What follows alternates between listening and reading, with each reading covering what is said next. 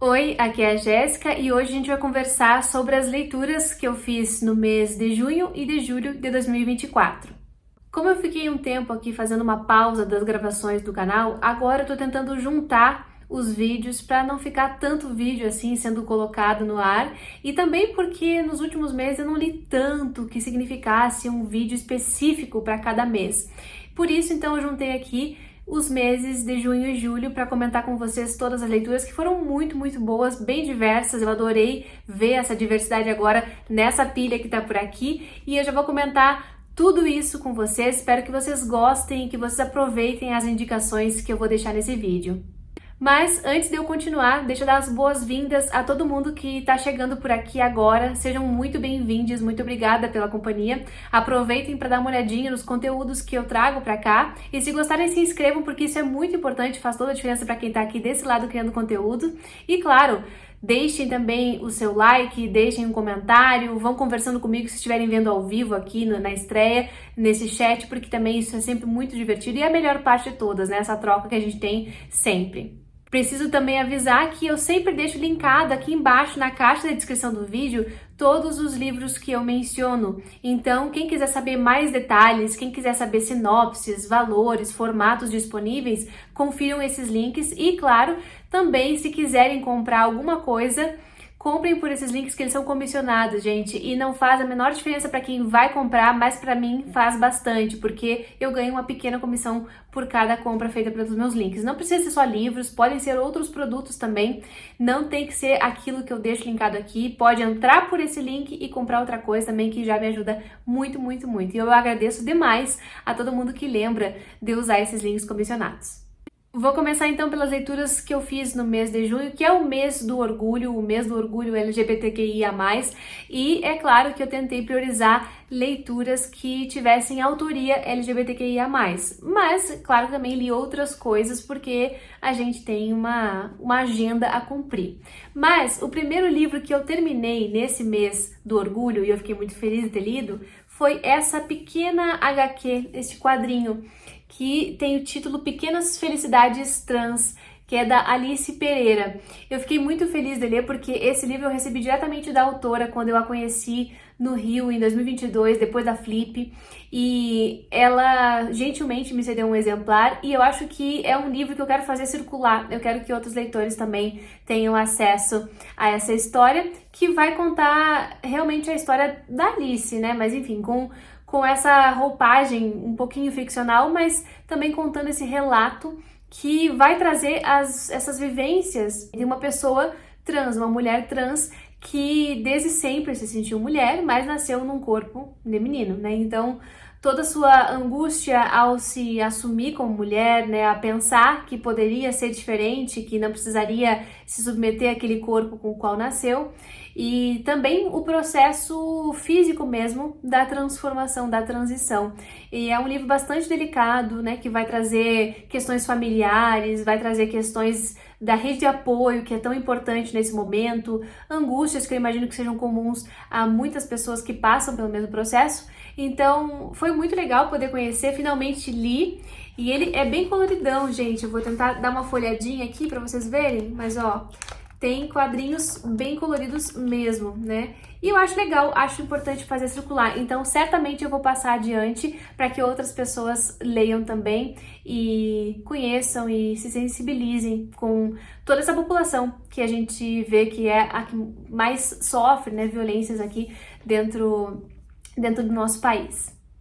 Também seguindo essa onda do mês do orgulho, no Clube Lê Latinos eu deixei para junho essa leitura que veio representar tudo isso também, que é o Poco Hombre, relatos escritos de uma bicha terceiro-mundista, do Pedro Lemebel, que era um artista, um ativista, um militante, um escritor chileno e que foi bastante icônico e teve muita obra que deixou pra gente acessar e também pra gente pensar.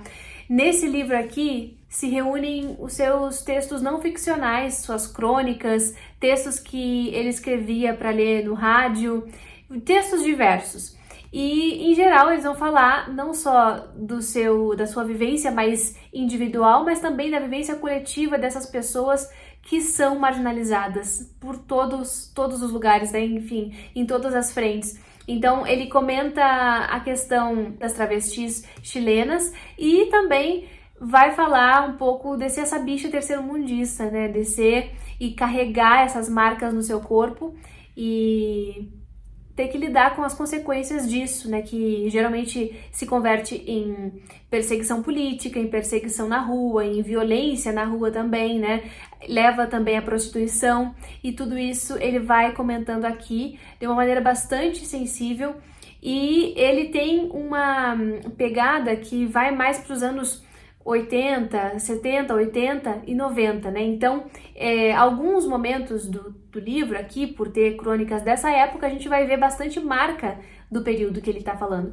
Mas o livro também traz temas que até hoje a gente precisa pensar, a gente precisa debater e debater publicamente. E eu acho que o Lemebel é um exemplo perfeito desse debate público que precisa ser feito com relação à população LGBTQIA+. Então, eu recomendo muito esse livro para quem quer conhecer o Pedro Lemebel, que é um grande artista, ele era também do teatro, então ele tem toda uma questão performática que também é associada à questão de ser travesti, mas que tem a ver com a vida dele de ator e de performances que ele fazia para, inclusive, intervir na ditadura militar chilena. Ele é bastante sensível. Aqui nesse livro tem também o manifesto que ele escreveu e que é um manifesto bastante famoso. Não estou encontrando agora para ler um pedacinho para vocês, mas esse manifesto é facilmente encontrado na internet também e eu vou deixar aqui embaixo um link para vocês acessarem. E esse manifesto é muito impactante. Gente, se vocês não tiverem tempo de ler esse livro, que é um pouquinho grande, ele deve ter 383 páginas, leiam pelo menos o manifesto do Lemebel, que eu tenho certeza que ninguém vai se arrepender, é bastante marcante. Eu ainda vou falar mais sobre ele aqui, vai sair resenha, mas já deixo aqui essa dica para quem gosta de ler textos de não ficção, para quem quer conhecer mais sobre o Pedro Lemebel, para quem quer conhecer mais sobre a vivência travesti e também conhecer um pouco mais do Chile com essa outra faceta. É um livraço. Além desses livros de não ficção que eu acabei de citar, eu também terminei de ler no mês de junho o livro Voladoras, da Mônica Ojeda, escritora equatoriana contemporânea que eu amo, sou apaixonada pela escrita dela.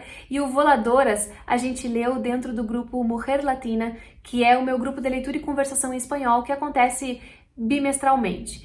E eu sempre procuro trazer escritoras que são muito importantes, que têm uma escrita impressionante, mas que nem sempre são tão comentadas. E a Mônica Ojeda é uma que está ganhando agora mais visibilidade, mas ainda assim precisa encontrar mais leitores aqui no Brasil. Eu gosto muito dela, ela está ligada ao que se chama gótico andino, mas ela também tem uma escrita que é completamente diferente das escritas que eu tenho encontrado na literatura contemporânea latino-americana. Ela é muito boa escrevendo, gente. E aqui a gente tem contos nesse Voladoras. A gente foi lendo esse livro ao longo do mês de maio e junho e eu terminei então em junho.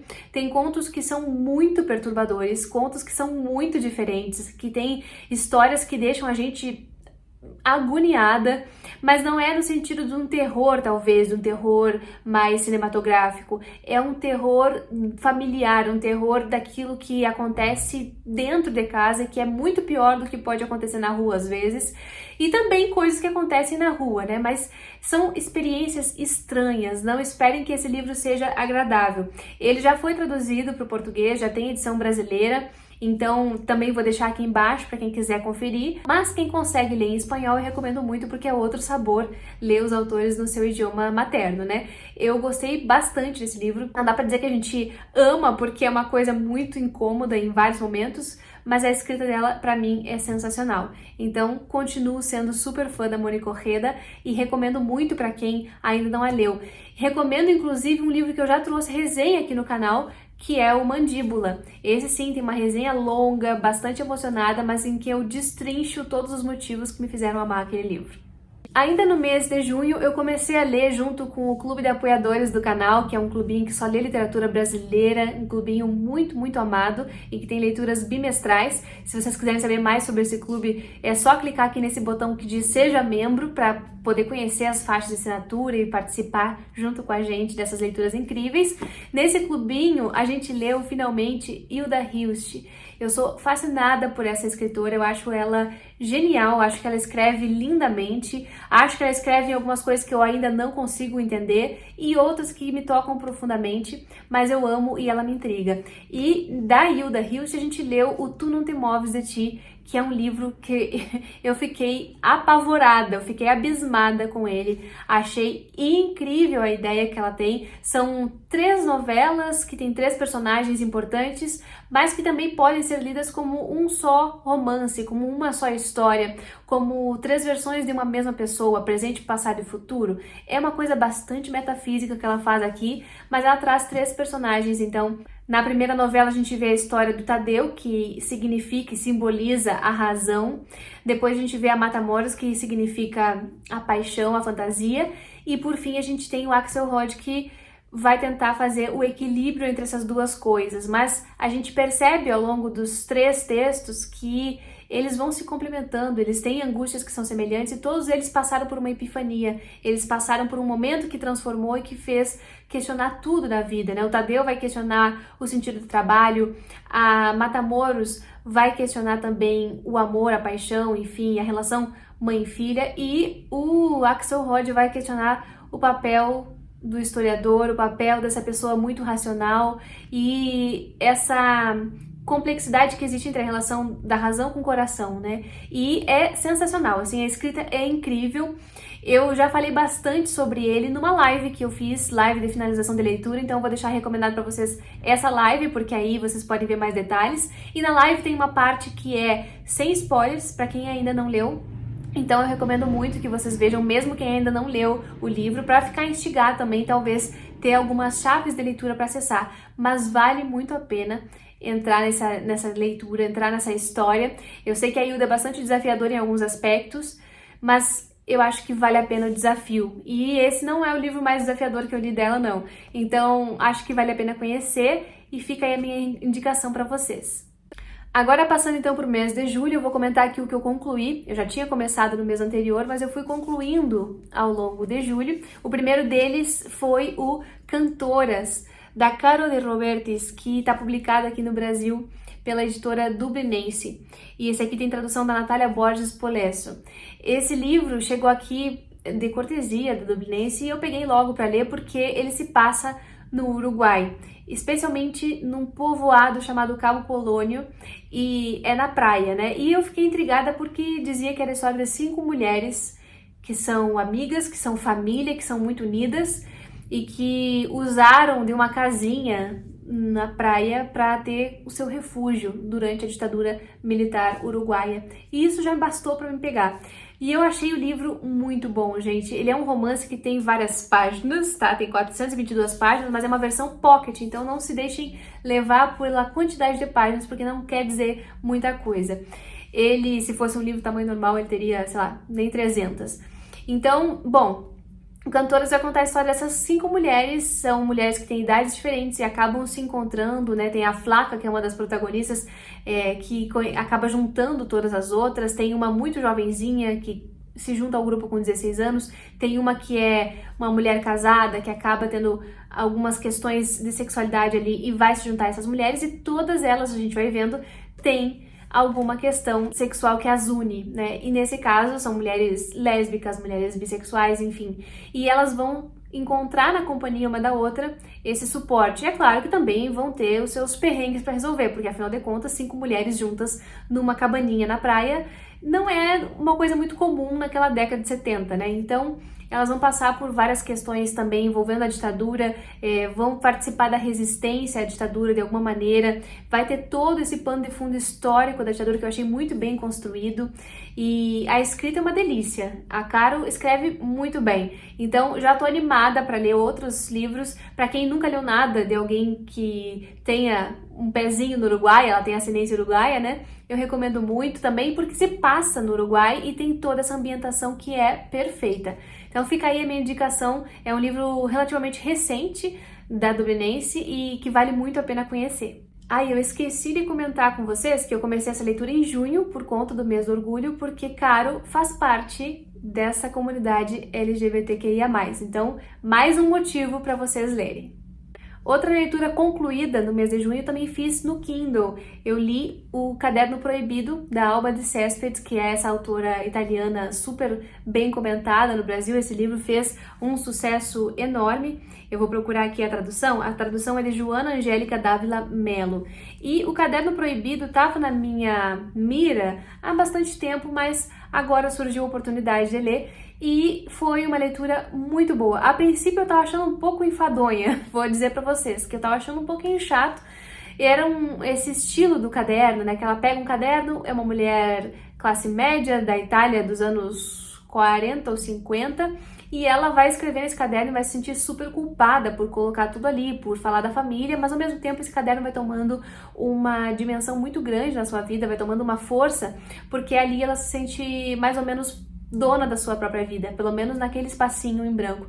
E ela vai contar todas as suas angústias com relação ao casamento, angústias com relação à criação dos filhos, as mudanças geracionais, o que estava diferente na vida dela e que ela não sabia muito bem como lidar, até que ela começa a sentir uma paixão ali por uma pessoa e isso vai alterar também todo o seu funcionamento.